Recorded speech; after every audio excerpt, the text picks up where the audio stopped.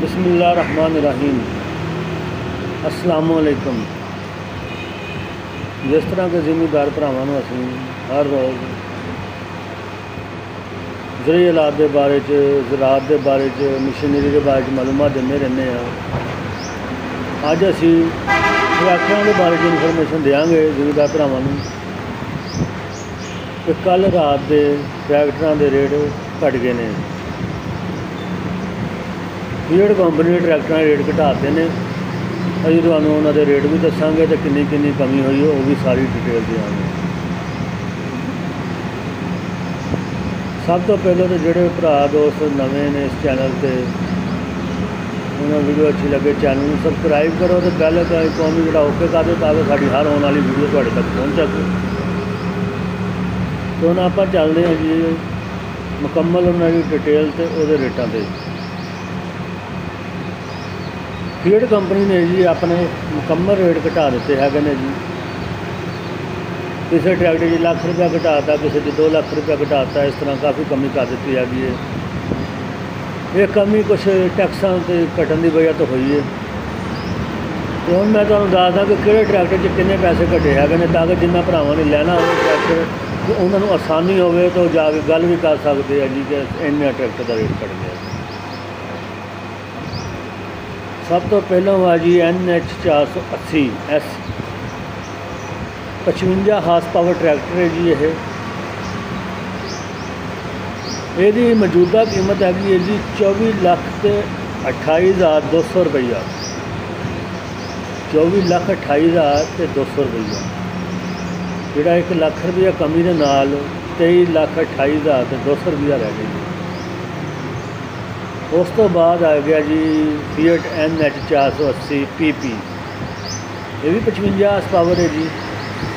यही मौजूदा कीमत हैगी जी 5,22,820 रुपये जी। 1 लाख रुपया कमी तो बाद 24,22,820 रुपये रह गए हैं। इस तरह ही फीएट NH अलगाजी 65 हार्स पावर यदी मौजूदा कीमत हैगी जी 28,07,820 रुपये जी। जी 1 लाख कमी तो बाद 27,07,820 रुपये रह गई। उस तो बाद आ गया जी फीएट NH 640 75 हार्स पावर। यदी मौजूदा कीमत हैगी है जी 36,42,300 रुपये। ये 2,05,000 की कमी हुई है। इसका मौजूदा रेट हैगा जी हुण रेट कमी होने तो बाद 34,37,300 रुपये।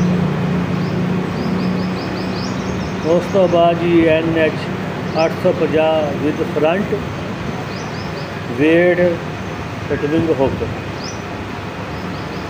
85 हार्स पावर है जी। इसका मौजूदा रेट हैगा जी 37,76,820 रुपये। ये भी 1 लाख रुपये की कमी हुई है। यह हम लाख रुपये कमी होने तो बाद 36,76,820 रुपये रेट रह गया। उस तो बाद जी NH 850 Fiat LM with hook front weight. इसका मौजूदा रेट पहले हैगा सीगा जी 39,94,560 रुपये जोड़ा 1 लाख रुपया कमी होने तो बाद 38,94,560 रुपये रह गए। उस तो बाद इकनॉमिक मॉडल आ गए हैं जी 2 जिहदे विच NH फीएट 850 इकनॉमिक आ गया 85 हार्स पावर का 35,44,372 रुपये। ये 1 लाख कमी तो बाद 34,44,372 रुपये रह गया।